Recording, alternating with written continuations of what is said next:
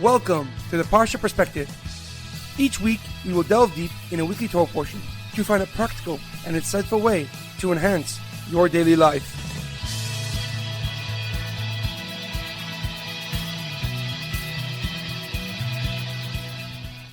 Thank you for tuning in.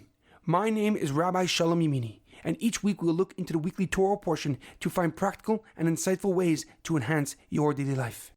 This week's Parsha Perspective is in honor of the birth of Malka Rachel. May Hashem bless her parents and her grandparents with much health, success, and Nachas. This week's Parsha Perspective is in honor of the Refuah Shlema, the complete and speedy recovery of Harav Amitai ben Shoshanna, Nofar Bas Rachel, and Shaul ben Berta. This week's Parsha Perspective is in loving memory of Gittel Bas Asher, Chana Bas HaRav Yeudah, Edward Ben Efraim, Shlomo Ben Edward, and Yirachmiel Daniel Ben Gedalia. May their souls be uplifted and may their memories be a blessing. This week's Torah portion is Parshas Vayigash, Your True Nature. Our Parsha continues Yehuda's negotiation with Yosef to let Benyamin return home. He pleads with Yosef to take him, Yehuda, as a slave instead. And he says that if he were to go back home without Benyamin, his father would die from the pain of losing his second son. And after hearing the pleas of Yehuda, Yosef could not restrain himself any longer. He tells everybody but his brothers to leave, and with so much emotion, he reveals his true identity to his brothers. Ani Yosef, I am Yosef. He tells them to quickly return home and bring Yaakov and their families back to Egypt. But the brothers were standing there speechless and in complete shock. They could not believe that Yosef became the viceroy, the vice president of Egypt. But then they also began to tremble in fear of the punishment that Yosef had in store for them. But Yosef called them back and told them that they were forgiven for selling him into slavery. And at that moment, he made history to become the first person in the Torah to forgive. The brothers did as Yosef commanded. They went back home and told Yaakov something he'd never thought he would hear in his lifetime. Yosef is still alive. And Yaakov was ecstatic and overjoyed, as the pasuk says, "V'techi ruach Yaakov avihim," and the spirit of their father Yaakov was revived. But before Yaakov made his journey down to Egypt, God appeared to him in a dream and told him that he would go down with him to Egypt and make his family, this family, a great nation. So Yaakov quickly gathered his family and traveled down to Egypt to see his beloved son, Yosef. However, a question comes to mind. The Parsha begins by saying, Vayigash Elav Yehuda, and Yehuda stepped up to him, seemingly signifying the start of Yehuda's negotiations and pleas. But at the end of last week's Parsha, we see that Yosef and Yehuda were already discussing and speaking. As the pasuk says, Vayomer Yehuda, Ma nemar la'Adoni, what should I say to you, my Lord? So why does the Torah use a word that indicates seemingly a new conversation with Yosef?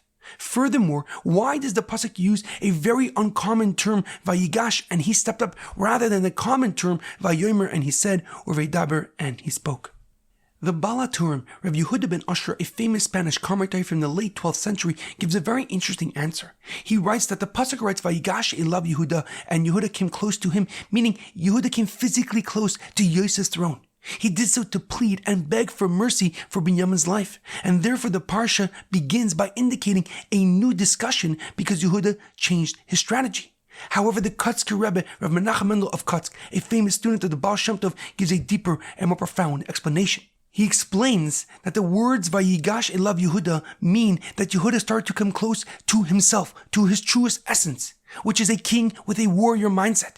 The last three letters of the words Vayigash Elav Yehuda spell the Hebrew word for equal, which is Shaveh.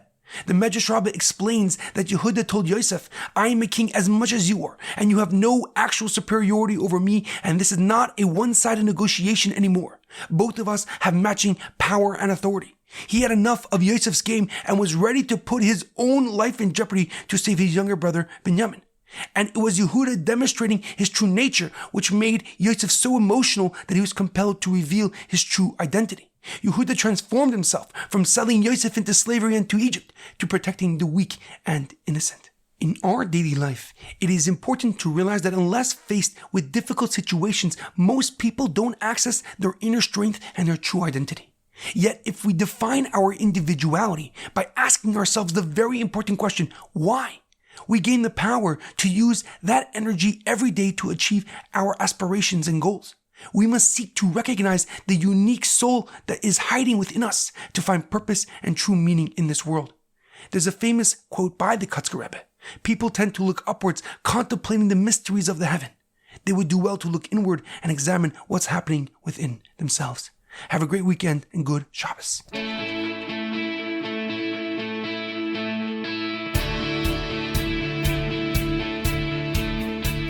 Thank you for tuning in to the Parsha Perspective. Check out our website, theparshaperspective.com. Send thoughts and comments to theparshaperspective@gmail.com. Till next time, thanks for listening.